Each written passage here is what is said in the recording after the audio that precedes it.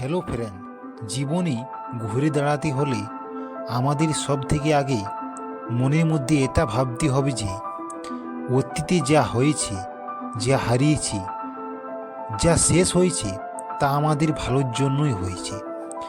মনে মনে শপথ করে আমাদের ভাবতে হবে যে অতীতে যা হয়েছে, যে ছেড়ে চলে গেছে সেটা নিয়ে না ভেবে আমাদের বর্তমানে আমাদের কি করতে হবে, যা থেকে আমাদের ভবিষ্যৎ জীবন সুন্দর হবে সেটা নিয়ে ভাবতে হবে। দেখো বন্ধুরা, আমাদের জীবন থেকে যে হারিয়ে গেছে সেগুলো হয়তো আর কোনো দিন আমাদের জীবনে ফিরে আসবে না, কিন্তু মনে মনে এটা ভাবতে হবে যে বর্তমানে যে আছে সেগুলো নিয়ে আমাদের লড়াই করে বেঁচে থাকতে হবে। একটা কথা মনে রেখো, আমাদের কাছ থেকে যেগুলো হারিয়ে গেছে তার থেকেও ভালো কিছু আমাদের জীবনে আসতে চলেছে। ভগবান আমাদের কাছ থেকে যা কিছু নিয়ে নেয় তার থেকেও আমাদের জীবনে আরও ভালো কিছু দিয়ে দেয়, শুধুমাত্র সময়ের অপেক্ষায়। বন্ধুরা, জীবন মানেই সমস্যাহীন নয়, জীবন মানেই সমস্যা, সংঘর্ষ, সুখ দুঃখ আর বাধা বিপত্তি ভরা আমাদের জীবন। এগুলো নিয়ে বেশি ভাবনা চিন্তা করলে আমরা কোনোদিন নিজের লক্ষ্যের দিকে এগিয়ে যেতে পারবো না। জীবনে সামনের দিকে এগিয়ে যেতে হলে আমাদের লড়াই করতে হবে, তবে আমরা জীবনের লক্ষ্যে পৌঁছতে পারবো।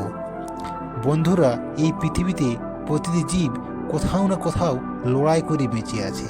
সুতরাং আমরা তো মানুষ, আমাদের মধ্যে অনেক স্বপ্ন, ইচ্ছা, বিলাসিতার মধ্য দিয়ে আমাদের জীবন শেষ হয়ে যায়।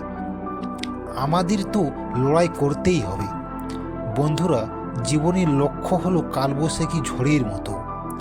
কালবৈশাখী ঝড় যখন আসে তখন শুধু ঝড় বৃষ্টি আসে না, তার সাথে অনেক ধুলোবালি, শুকনো পাতা, খড়কুটো সবই বাতাসের মধ্যে উড়ে আসে।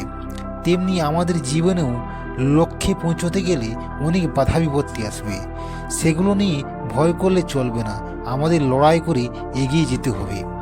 বন্ধুরা, একটা কথা মনে রেখো, সংঘর্ষ আরেক নামই হলো জীবন। এই সংঘর্ষের সাথে লড়াই করতে হয়। এই লড়াই শিখে গেলে জীবনে আর বাধা হয়ে দাঁড়াবার মতো কোনো কিছুই থাকবে না, জীবন অনেক সুন্দর হয়ে উঠবে। তো বন্ধুরা, আর বেশি দেরি না করে এখানেই আজকের ভিডিও শেষ করছি। ভিডিওটি ভালো লাগলে অবশ্যই লাইক, কমেন্ট, শেয়ার ও চ্যানেলটি সাবস্ক্রাইব করবেন।